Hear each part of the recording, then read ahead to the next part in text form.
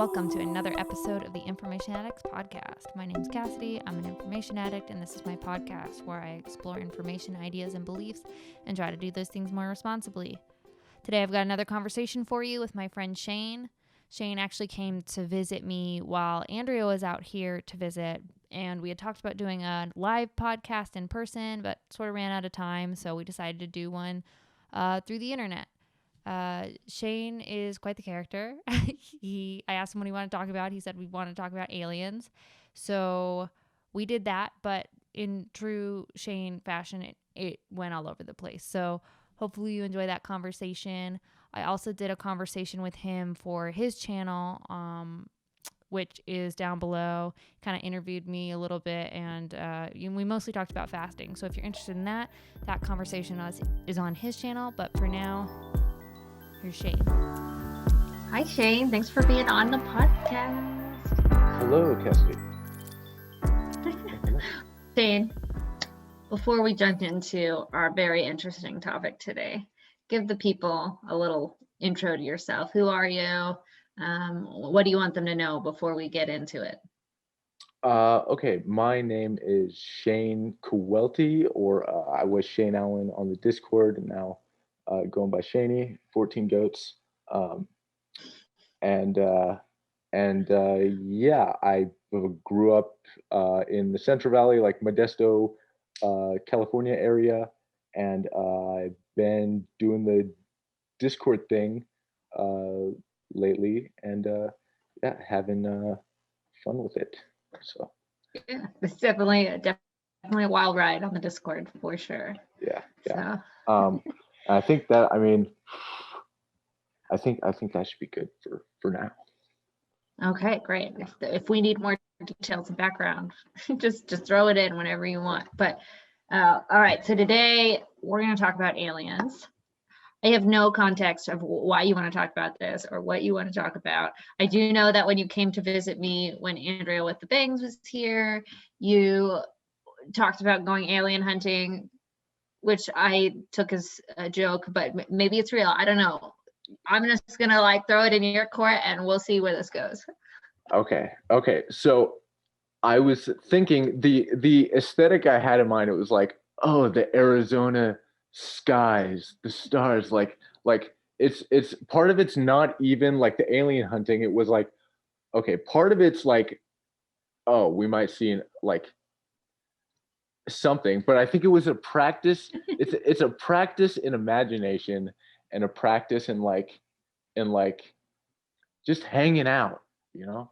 That was like the alien hunting thing. But I thought but I mean, and then you're like in Arizona, and I didn't like that's where you see them. That's where you see aliens. Is that yeah, I thought it was the deserts, like the like I think more you see them in Nevada. Nevada. Right, Yeah. right. Well, that's where Area 59 is, or whatever. 49, 59? Area 51. I don't know. 51. 51. I know nothing about aliens, obviously. You hear the stories or whatever, but not like an alien person. What's your fascination with them? Do you believe in? Okay, so part of like it, like the Area 51 stuff's interesting because that's like, oh, is there technologies there? You know, it's interesting to think about symbolically, like, oh, there's these technologies from another place that we like haven't come into contact, that we haven't come into contact with. But I think my interest in it is sort of like that, the symbolic importance of it, and I guess like the I think the best, yeah, it's the symbolic importance of like aliens and why these like I think beyond like any actual like material things that might be in Area 51. I think the symbolic importance. Right. So it's not necessarily the literal truth of the aliens and, what lies within the walls, but the symbolic truth and like representation of something bigger. Yes. Is that what you're saying? Okay, so kind of unpack that then. So what is your, because you enjoy the symbolic and like understanding the world through symbolism. How would you describe to someone, what that is and like what it means to be symbolically true? Okay, so the way I understand something to be symbolically true is that it's, and I was trying to like articulate this, but like if you have like a symbol like the snake, you have the image of the snake, and the symbolism of the snake is everything that snake is generally a snake is something that is a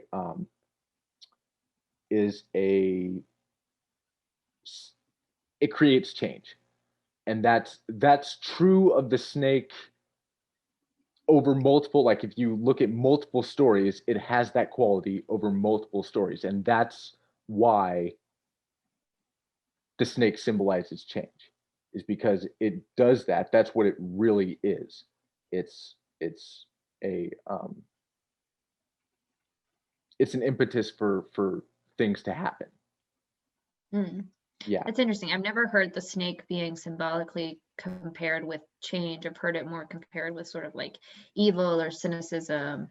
But in a certain aspect that does make a bit of sense. The idea of a snake being like this sort of representation of change. Or like a like you have the snake, or you have like a book is a symbol for knowledge because it's knowledge over multiple. Embodied, Yeah, it's knowledge over multiple. Like if you look at stories with like they're always, it's their books are knowledge, right? So I think if you're trying to understand what a like, you're looking for underlying qualities of something when you're trying to figure out what something is a symbol for. Right. Almost. So what got you into sort of the unpacking of what got you into the unpacking of symbolism? Like what, because it's a very different way to look at information in the world. And so what is it about symbolism that stood out to you, and like where did that start? Well, I have to give it like Jonathan Pajot. Like that's was pretty much like him and like Jung, I think, like besides like sort of like a latent, like an artistic interest, it was mostly um like Jung and Pajot. Yeah. And what about like Pajot? What about his work and what he's doing was salient to you? So I think like just thinking of things in terms of like he has the of heaven and earth, right, has helped me, navigate something um like eating and fasting, right? So you have um the realm of heaven, which is like your work day, and then you have the seventh day, the recreation, which is like, oh, that's the rest. And I think looking at things symbolically has helped me like realize, oh, like gauge the times when you're in this realm of work, and then in this time of like like when is it appropriate to take a break. And I think like that's the symbolic worldview has helped me understand that, well, it has helped me like gauge when something is like when those things are appropriate, or where uh, yeah, so that's like a little bit of it. And I haven't like uh talked a bunch about it, but I think that just thinking about work and rest has been like a big thing with Yeah. Pajot. Yeah.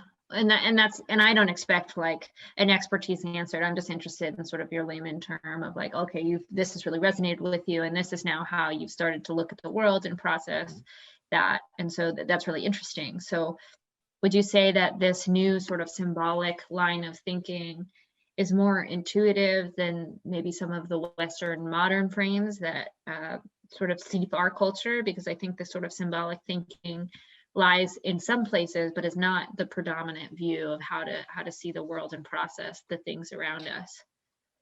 Yeah, I think so. My first pass answer would be something like I think that those worldviews, they came from something, right? And that like larger thing is like, it might be like religion or religio, or like they're all like, I think thinking about them as uh tools would be a good way of putting it, maybe like the modern uh materialist framework. It's something you use when you want to like do something. Mhm. Yeah, and I don't know exactly how it contrasts with a symbolic worldview, um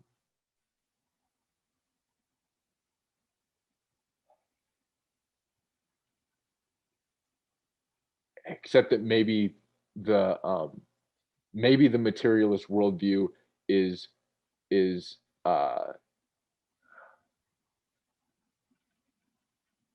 like it has its place. And I think like when you look at what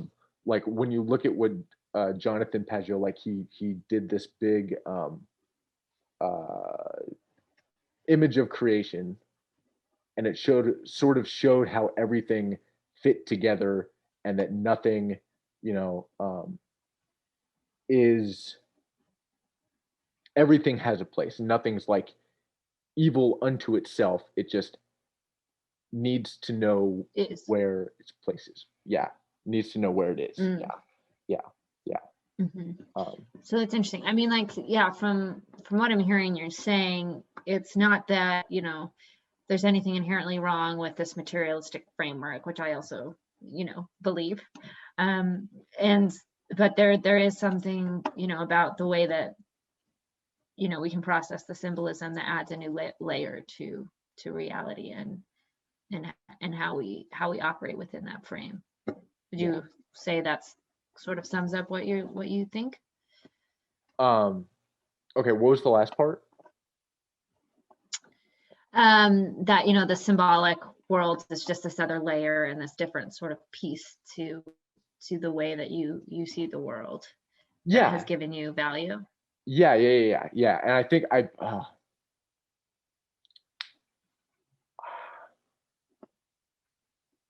I think it's very good at seeing. It's a very good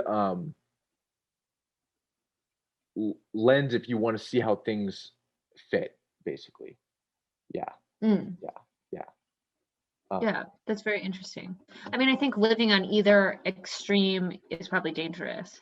If you spend all of your time trying to look at the world as symbolic and trying to find these patterns, I think that could probably vary to psychosis. mm, But I think also this extreme of looking at everything as pure data and like information, and not being willing to say, oh, maybe there's something more deeply like resonant here. leaves some of this beauty and like connection in the world that's like missing. I don't know. Well, so the thing I like about the like the information worldview is it always, well, I think it always leaves you open for more, like Mhm. seeing, and I think that's a very um healthy way to go about things. Yeah. Yeah. Yeah, no, I totally agree. I think there's a balance though. I think there's definitely, we live in an information world where it's 24/7, you know, and there's a lot of misinformation going around. And I mean, if you want to bring it back to aliens, you know, there's the conspiracy theorists and the, you know, this like debunking and, you know, like proving, you know, what is true and what isn't. And I think it can get very complicated. And so I'd be interested to hear sort of your perspective more on aliens. And so outside of just the pure empirical idea, do they exist? Do they not? Where do you see some symbolic meaning within like this obsession with other worlds outside of our own and like this extraterrestrials? Yeah. Yeah. I think like depending on, I think it might, I could be wrong, but it might have something to do with where your level of like consciousness is, because if let's say you haven't like encountered things that are like, I guess maybe the less uh things you've encountered, the more things come across as like completely like alien if you're not prepared um for them. And that's where you get maybe like this like alien invasion idea, like Uh-huh. if you're, oh, that makes sense. It makes sense that the motif is like a farmer who is taken by alien, because anything outside of his worldview is alien, maybe. I don't know. You But think that's just true with farmers, or is there, you don't think there's something to be said about, you know, a city folk being alien to other worldviews?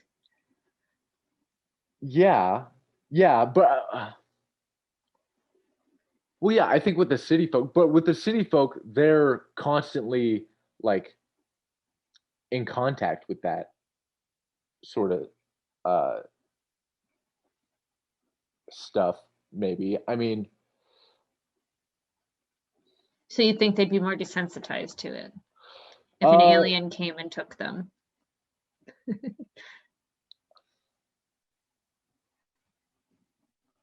yeah, well, okay, so I just mean like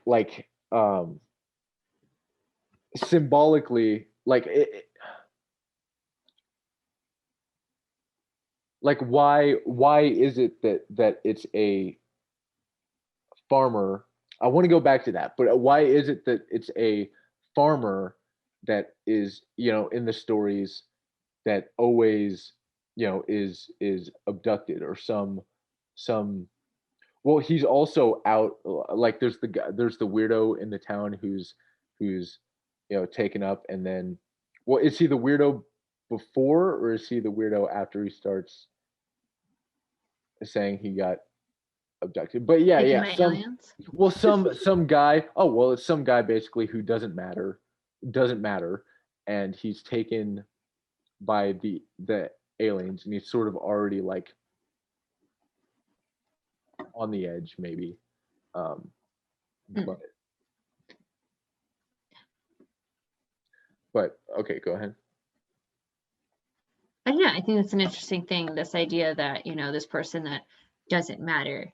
Um, and I think, but we both agree, like farmers matter, they're very important to society, but there is this Yeah. perspective and this like connection, I think, especially for city folk, that people in the middle of the states who work on farms are simpler or less inclined to, you know, understanding the nuances of everything. It's very condescending view probably. And so this idea of like, if an alien took a farmer, he's seeing an experience, like if this was true, let's play it out. This is true. He got taken by a farmer. There would be something symbolically of like him being this opposite person of the last person you would believe to be taken by a farmer or be by aliens. But then again, take it on the flip side. I think if you had some like, you know, highfalutin businesswoman who's taken by an alien and she starts saying, I was taken by an alien, you just think she's having a mental break.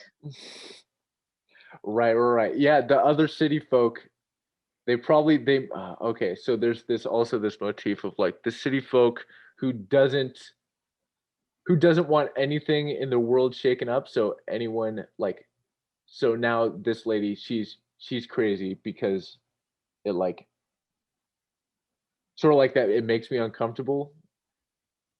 Well, it doesn't fit in our realm, right? And that's the crazy thing about the aliens. It's this thing that is out there that most people don't believe in, don't think exists, and even if they do think they exist, they don't think that they'll come to us and do all of those things. And it's very otherworldly, not just in the sense of like outside of our planet and world, but outside of our even like day-to-day lives. Right.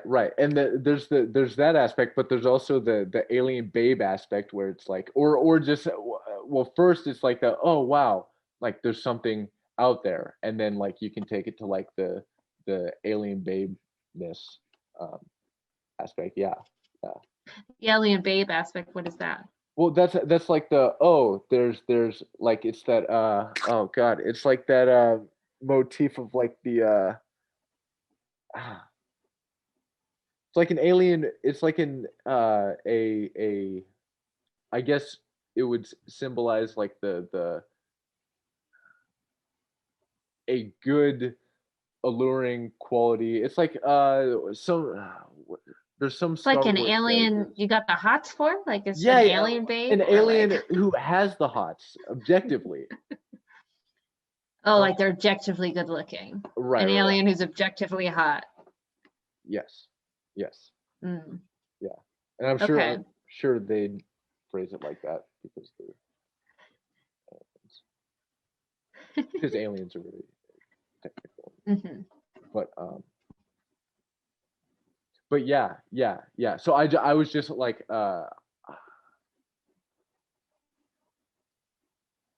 Well, here's a question for you. Do you personally believe like aliens exist?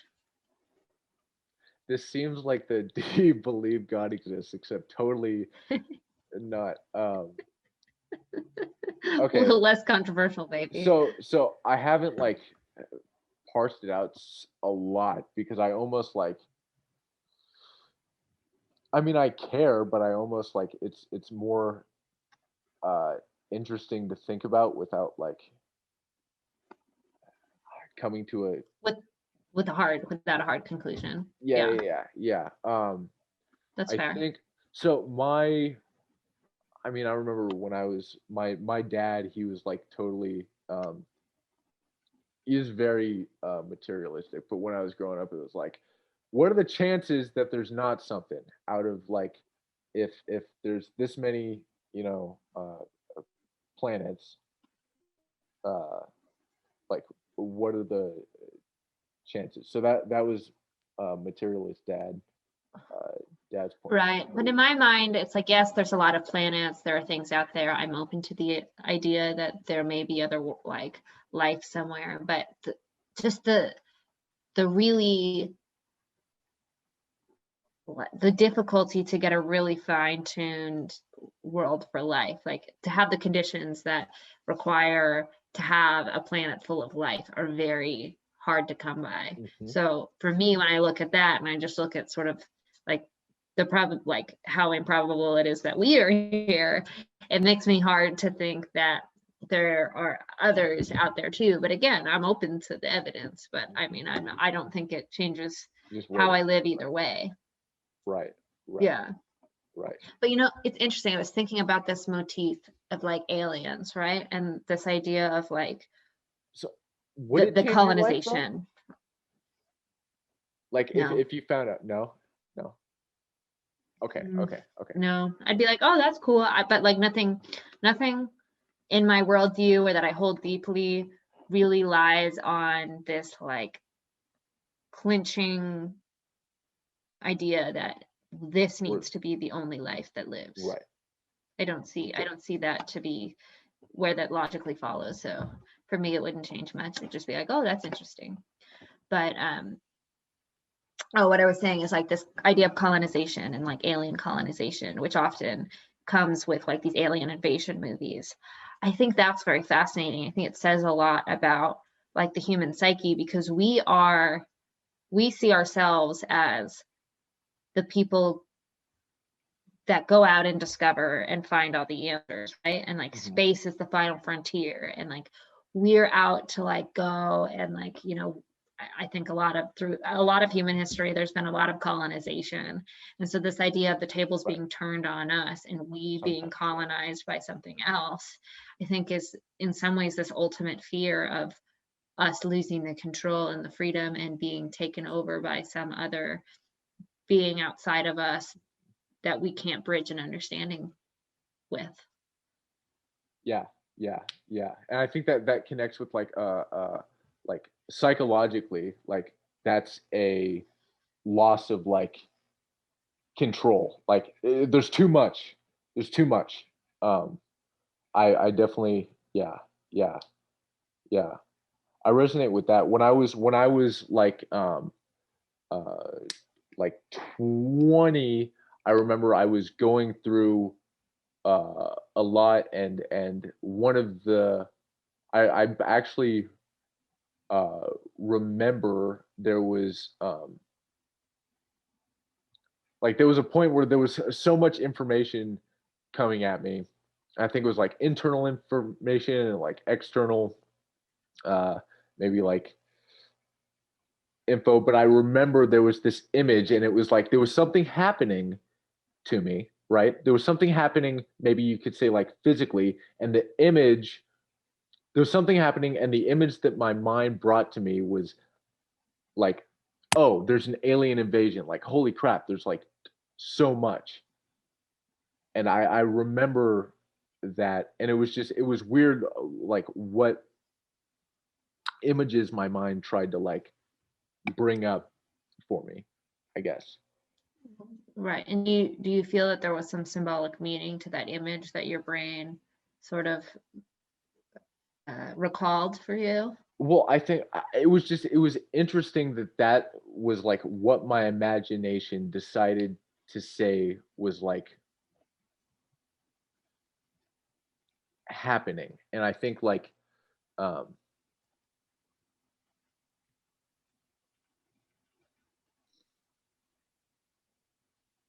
I think I don't So know, maybe it was like I was on the like periphery of what I knew. I'm not sure. in your mind, like it was something that like in your head, whatever was going on, you're being overstimulated. You've got all this information coming at you and it's creating some sort of a higher elevated state, I'm assuming. And in that elevated state, did you literally think that there was an alien invasion, or was it this symbolic thing that sort of was like in your head brought up this feeling as though like something alien is invading? Yes, I think it was the latter, and I think I like sort of at one level I was like, okay, there's just a lot of craziness going on, and this is like Mm-hmm. how it plays out, like this is how it's playing out in my psyche right now. Yeah. Right. Yeah. I think it's interesting. I think It's crazy. for people who do struggle with information processing or like overconsumption of information, you can get into these higher states where Yeah, your I love it brain now. starts. Like I yeah. I mean, it's a Yeah. balancing act, right? Because your brain can go into these higher states, and all of a sudden, it's trying to connect dots and make sense of things. And I think there is something inherently in us that looks to narrative and symbolism to make sense of the world, whether we acknowledge it or not. And so it's interesting to say that, like, when you're having these states and there's something going on, and like this there's just overstimulation of your body, that it would bring that image out. I wonder the significance of that. hmm hmm I think for me, it just like part of it highlighted like, oh, this is like, yeah, if somebody could have possibly been, and this is like a hypothesis, but like if somebody would have been in if a let's just say hypothetically a Christian in the uh, Middle Ages was going through something similar, an information overload, maybe their image, maybe they would have dreamt of like Vikings coming in and knocking down Hmm. their uh, doors or whatever. So I was just thinking of Right. like a center periphery dynamic, and that was like the one that. So yeah, I think like it was basically, it might have basically been that, just using what I um No, what you know. yeah yeah Yeah. Well, I think that that's like an interesting point to say that I think when we come to these symbolic imageries and the way that they connect, they're working in conversation with the things that we've already consumed. Like if you have no concept of what like these round circle UFOs are or whatever, you make sense of it. Like you wouldn't go to that in the way to make sense of this colonization. It might make sense to apply it to something different right within history. right. But there's also like I've like you're yes, yeah.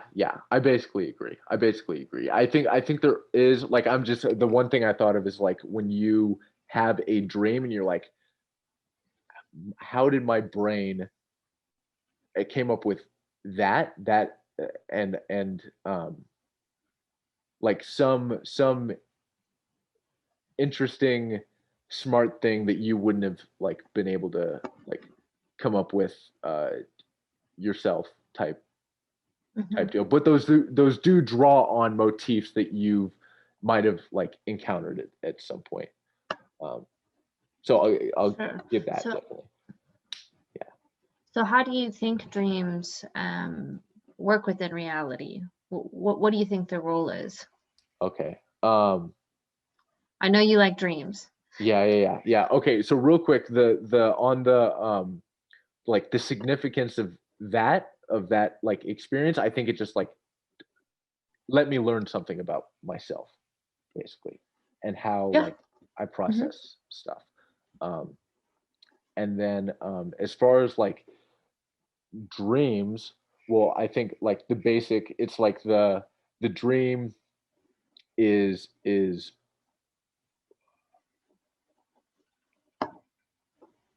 the where we are, um and the best way, like I think a dream is basically telling you where you're like situated at that moment. um and I Okay. think yeah. Expand on that. Okay, so what's a dream I had uh recently? So I had a dream, and it was basically dealing with the like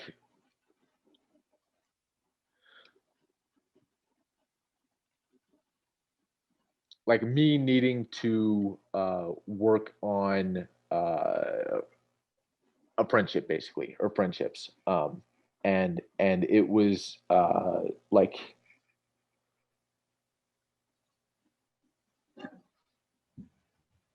basically giving me direction on how to um, deal with this friendship. But okay, let me think of uh, a better example. So when I was okay, so like when I was going through school, I had this dream that I was that I was in the room I was in, and it was completely dark, and it was basically like this room was completely dark to me, right? And like when I woke up, it was like, okay, clearly I need to, well, get to know this room better, but get to know the place I'm in, like, the mind is represented in dreams sometimes as like a room or a house. And it was like, okay, so this room I'm in is dark and I need to, freaking shine a light on it. I haven't, like, wherever I'm at right now, whatever room I'm in, I like, I need to get to know it. And that's sort of like, so that's maybe one example, that I Okay. was So in a space that I needed to like explore. So kind of taking outside of the personal necessarily into sort of the broader sense, do you think that every dream has some sort of symbolic or external meaning that we just don't understand? Do you think that they all have something to say about the reality of our world, or some of them just like, bizarre? Okay, so I think people do have I don't believe there's uh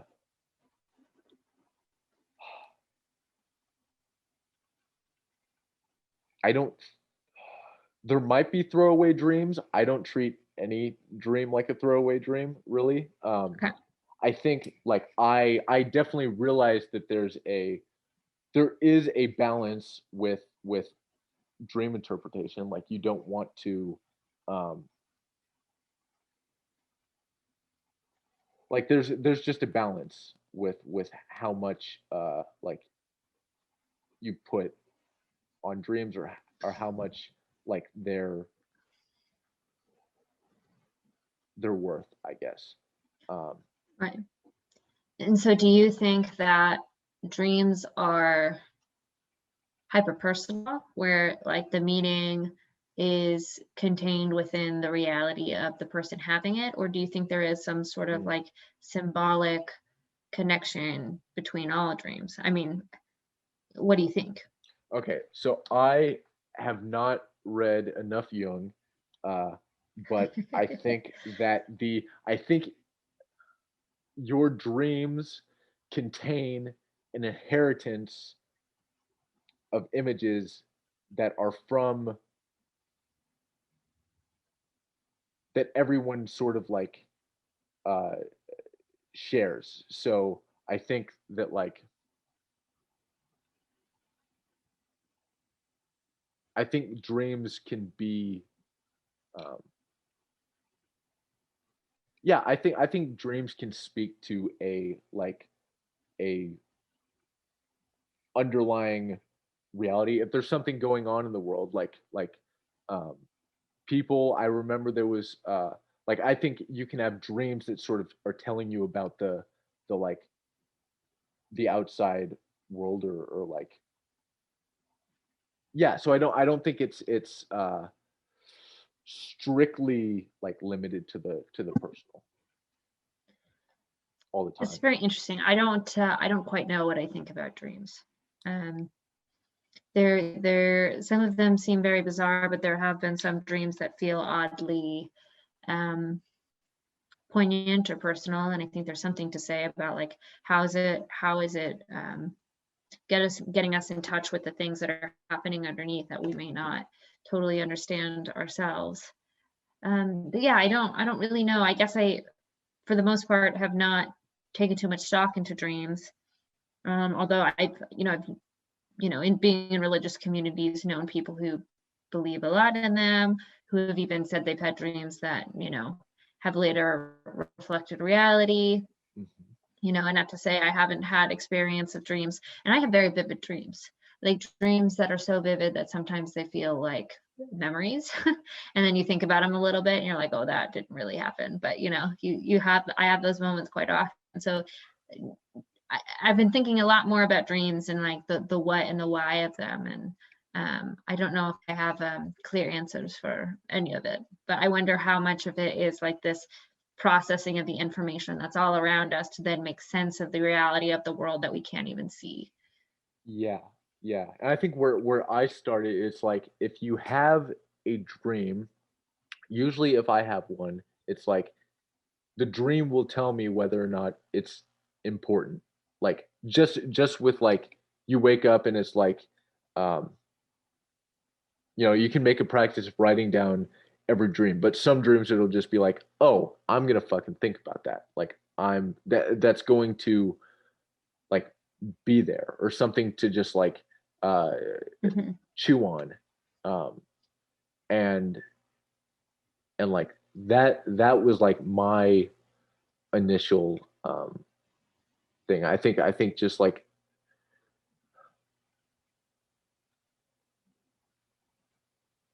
it's good not to like take your imaginings for like nothing basically. Like it's Mm. did I say it's good to not take your imaginings for nothing. Like yeah. Basically saying that there is importance to the imaginings that you conjure, Yeah. Yeah, yeah, yeah. whether we know it or not. Yeah. I mean, I think at least on a psychological level, that's probably true.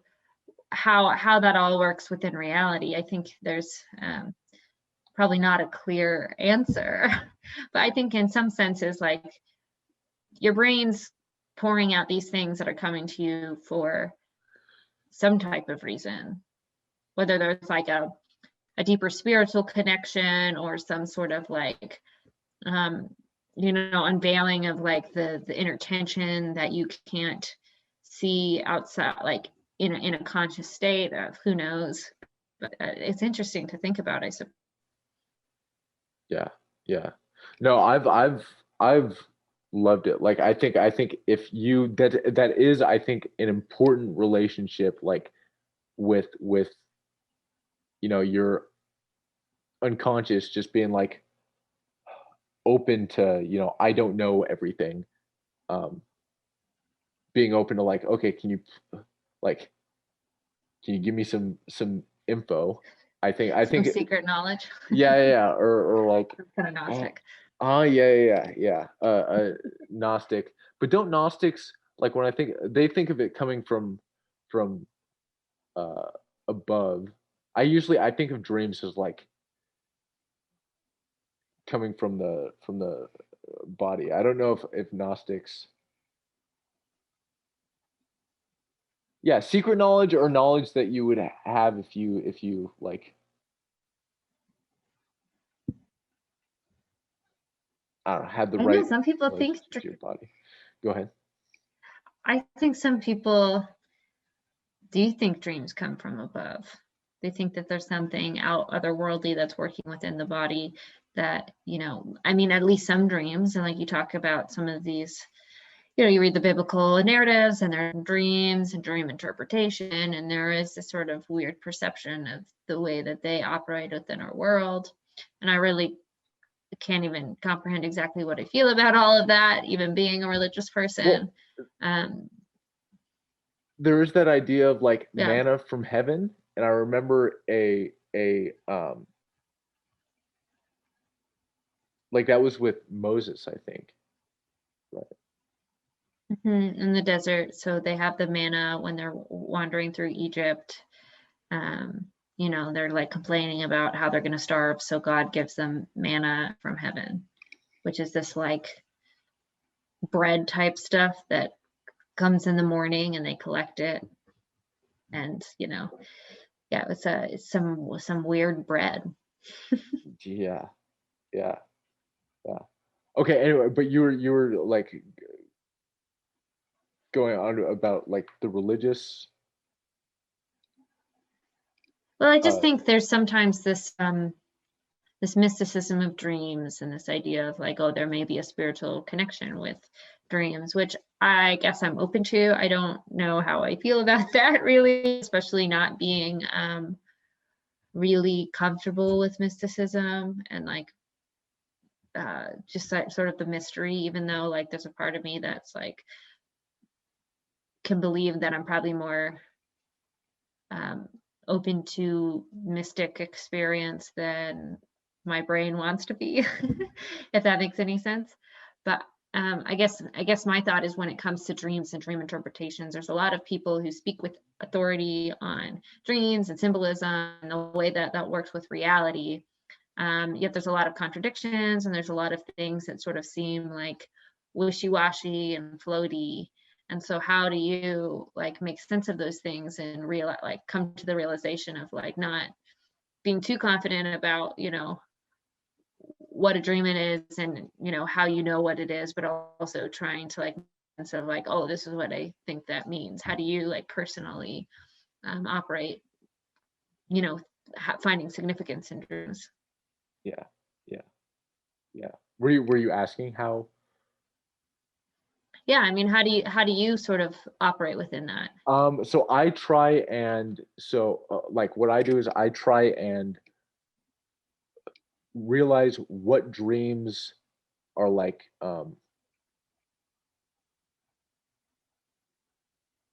announcing themselves. I guess for me it's a matter of like, okay, it's being open to if a dream has salience, almost not being afraid to be like, okay, I'll like listen to what you might have to say, but also being like mindful of, well, yeah, I guess just like being mindful of like how the unconscious is, you know, a powerful thing, I guess, and Mhm. not something to like, oh, it's just a powerful thing, but also being like having a healthy relationship to it. I don't know. It's hard to explain exactly, but yeah, Yeah. just trying to keep a healthy relationship with the unconscious. Do you think we don't give that enough respect in the Western culture? Um, yeah, and I think so. I think that like, well, I think Peterson is a good example of getting that balance right, or like when you read something that's really uh, salient. I think that's usually like like has to do with someone getting their relationship with the unconscious and then like bringing that into like habitable, uh, ordering it in the right way to where it makes things like more beautiful rather than something else. Like I think the West uh does it just differently. Hmm. Um but but then so that would be in like literature, right? Um Sure. yeah, yeah. And then I think on like there was something with I don't know how much like I want to get into it, but I think with COVID, I think COVID affected people's like relationship to that maybe. Um, In what way? just because they weren't outside, they had to be with themselves. Like they had to like sit there, you know, maybe alone or close to alone, and yeah, just had to be alone with themselves and be like, okay, what am I doing now? Like, or what am I doing? Sure. Yeah, yeah. Um, So do you think this I process thought of it was like interesting. engaging with the subconscious and like the way that we wrestle with that, do you think that is something that is helpful in grounding us to reality, or do you think it can has the potential to do the opposite. Yeah, yeah. I think to the degree that so I think using it for creative purposes is a good way to ground yourself, but I also think there's also like it can it goes awry when like there was the example in Jung's book on one of his seminars on his theory that the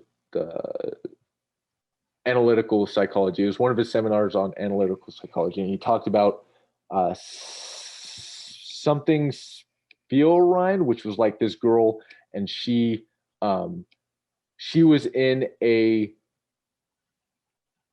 meager situation, and her unconscious was basically uh, inhabiting her mind with all these like great figures in order to like blow the bounds of like this limiting situation she was in, and she would basically like,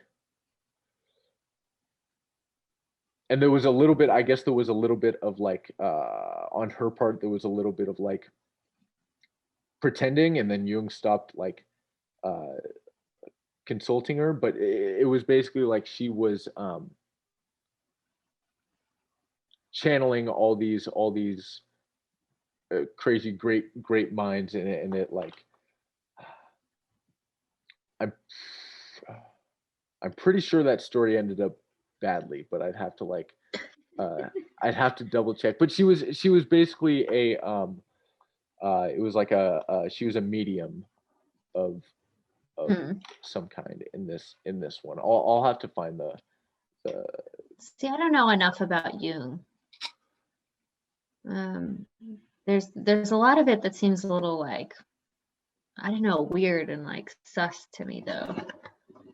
okay, so if I don't think I think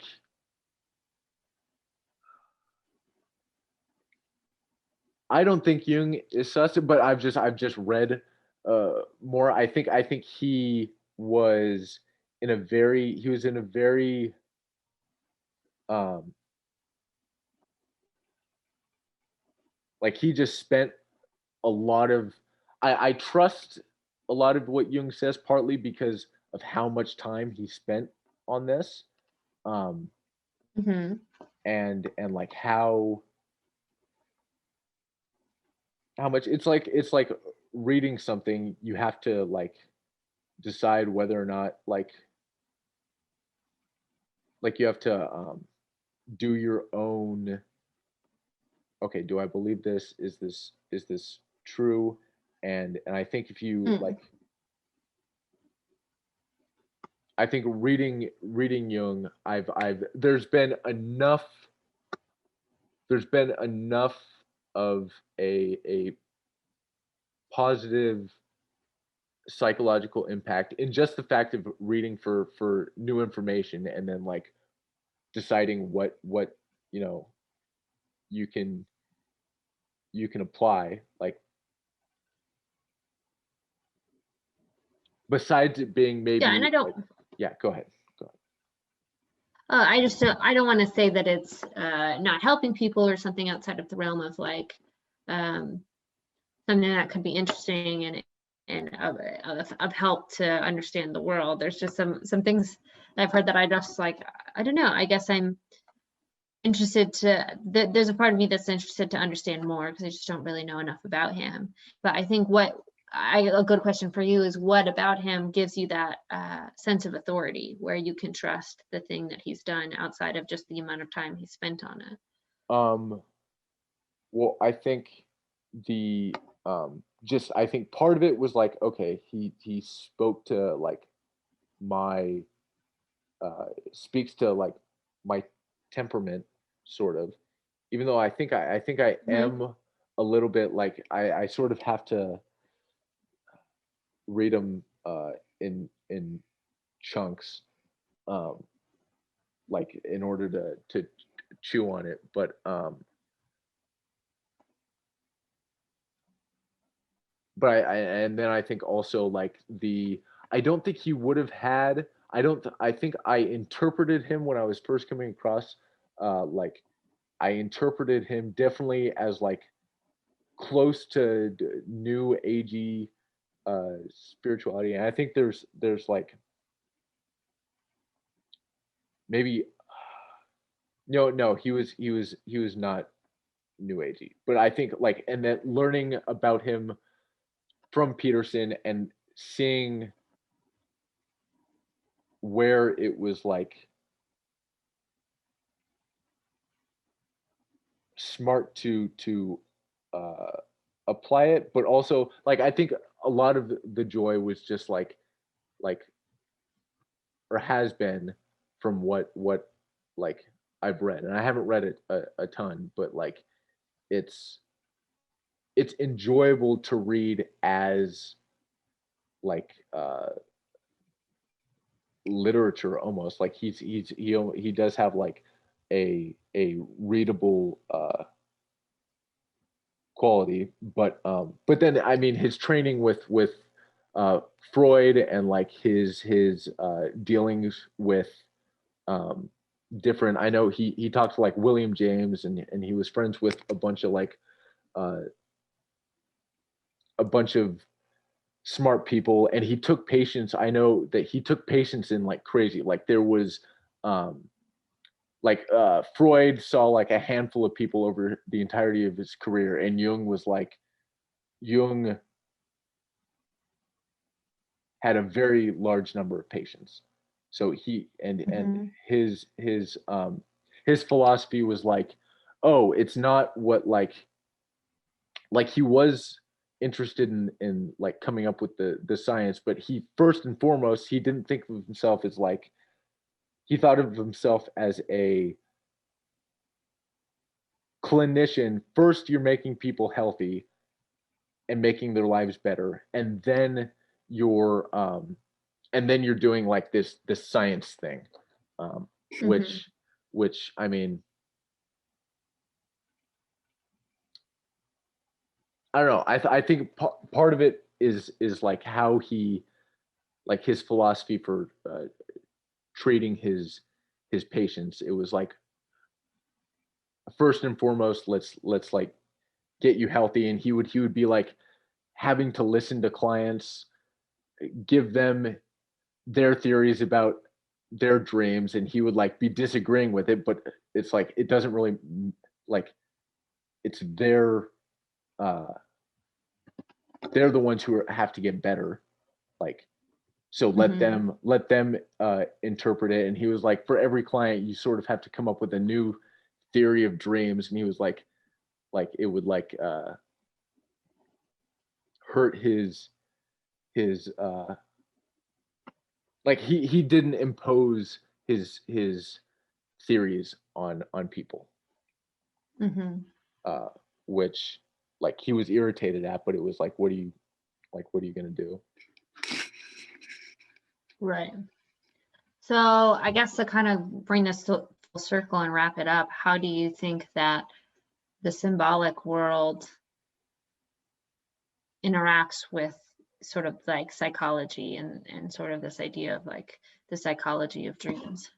Okay, Do you so think I that there's think, a relationship? yeah, I think first I would say, like, because I haven't like thought about this uh a lot. Like I know they're separate things. They're separate things, and that's the first thing I'm like, okay, so how do you, I think that the uh symbolic is might be wider than like the field of psychology, or it's talking about things that are Mm. more, my first Broad, thought would be maybe? they're more what? Broad, maybe? Yeah, yeah, or more like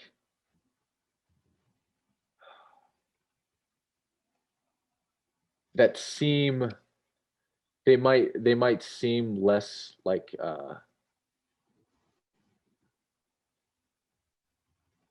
applicable. They're definitely, I mean, the ideas in symbolism almost are more we had them for a long time, but they're almost like so we have some basis for uh understanding it, but a lot of like modern people don't understand it. Where psychology might seem uh initially maybe more accessible. Um For a modern world. yeah. But I think that the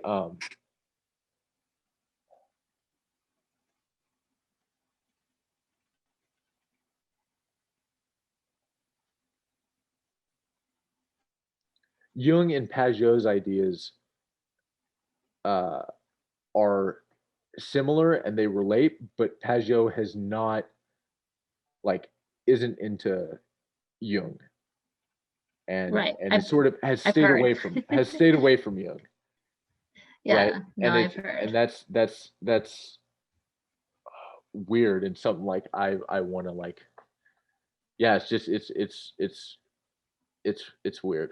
It's weird. And it's sort of like it makes me think about how these archetypal like patterns like they're running through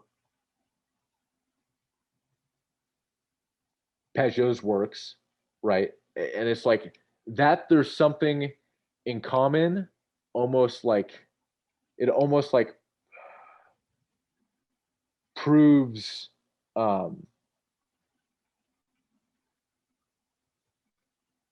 it helps like it helps legitimize some of Jung's ideas because they're not like he hasn't read Jung, but somehow these themes are still like there, I guess. There's like a congruency that makes you feel like there's some connection. Yes. Which is like that's sort of what archetypal themes are. Mm. They're common across like seemingly disconnected things. Mm-hmm. Yeah, seemingly disconnected universes that somehow end up creating this pattern that seems truer in reality than we can even express. Yeah. Well, Shane, this has been fun. Thanks for coming on. Yeah. I was thanks for having me on. Of course. Thanks so much for listening. Hopefully you enjoyed that. But that's all I have for you today. So as always, I will close with serenity prayer. God, grant me the serenity to accept the things I cannot change, the courage to change the things I can, and the wisdom to know the difference.